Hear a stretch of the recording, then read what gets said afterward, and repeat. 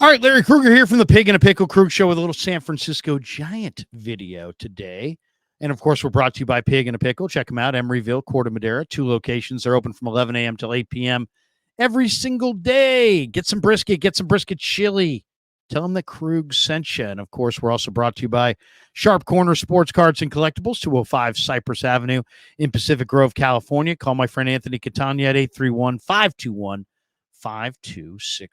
Well, there was a great article that I read today online by a guy named Evan Massey. 3 players the Giants should trade at the trade deadline. And basically, Evan Massey is saying, hey, the trade deadline's almost here. Just about a week to go until July 30th. The Giants will be an interesting team to watch. No one knows if they're going to buy or sell. They just struggled this weekend against Colorado. Colorado sucks. So there's a lot of people who don't think the Giants ought to buy. But then at the same time, Farhan is the GM, and if he doesn't make the playoffs, he could be fired at the end of the year, which probably means he'd rather buy than sell, because selling guarantees that he's probably gone at the end of the year. So are the Giants going to be a serious contender if they make the right acquisition? Probably not. Probably not. They're still 2 or 3 games behind the last wild card spot in the National League. They do have a pretty easy schedule in the second half, but I don't know. I kind of expect they're going to fade down the stretch, and because they just don't have enough anything. I mean, they don't have enough hitting, pitching, defense. They are getting some pitching back. Alex Cobb's getting ready to come back. Robbie Ray's getting ready to come back. Snell could be primed for a big second half. That could move Wynn and Hicks to the pen, which could deepen the pen.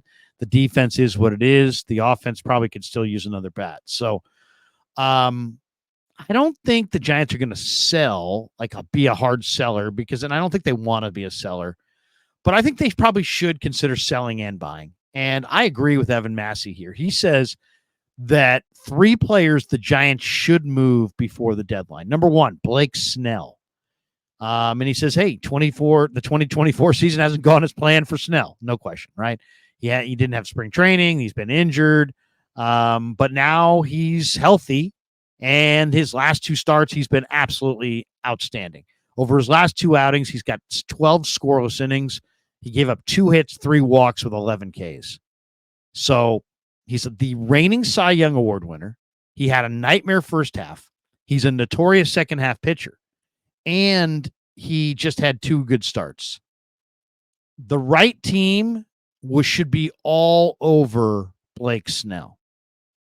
Baltimore, the Yankees, anybody who needs a starter really should be all over Blake Snell. He's primed to have a big, big second half. And should the Giants move him? Absolutely. Absolutely. They've got, space that they could clear for Carson Wisenhunt and some of their other young starters, Hayden Birdsong, Harrison. These guys need to take regular turns through the rotation.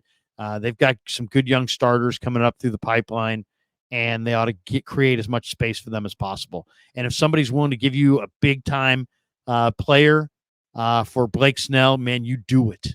You absolutely do it. I was watching the Futures game the other night. I taped it, and the Orioles have a catcher named Samuel Basallo from the DR, who's just monster. And he's just a tremendous player. Samuel Basallo, he's just a pure hitting 19-year-old catcher, number 2 prospect for the Orioles, blocked by Adley Rutschman in Baltimore, hitting 277 as a 19-year-old in Double-A right now. And the guy's an offensive player. 60 power, 60 arm strength behind the plate, 60 hit tool, left-handed hitter, 6'4", 180. I mean, this guy's going to – it's hard to project baseball players, but, man, you can look at this kid and go, absolutely, he's going to be an all-star type hitter.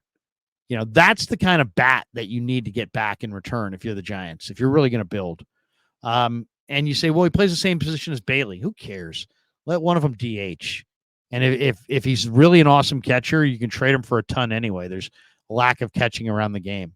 Or, DH one of them, play one of them at first. The second guy here that Evan Massey says they ought to trade is Matt Chapman. Says another intriguing trade candidate would be Chapman, veteran third baseman. He's played 96 games. He's hitting 234, 320 on base, 409 slug, 13 home runs, 43 RBIs. Hits the ball hard. His numbers haven't been great, but he's a great defensive third baseman. All right. The Yankees badly need a defensive third baseman. I badly need a third baseman.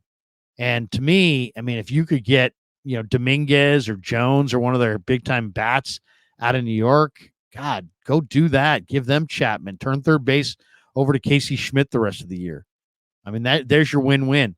And the third name on this list is really interesting, and it's Camilo Doval.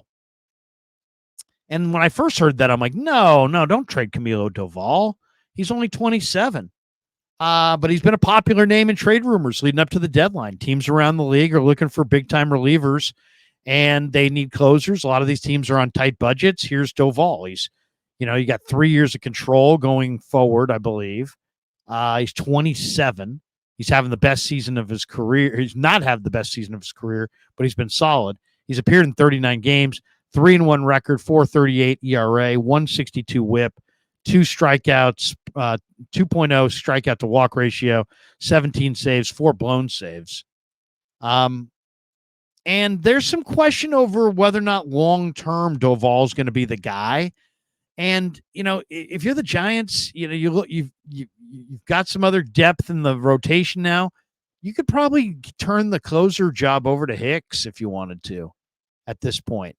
And if you could move a guy like Doval and get a Samuel Basallo or, a big-time offensive player that can hit in the middle of your lineup, I think if I'm the Giants, whether I'm buying or selling, I think I'm looking for, cheap power.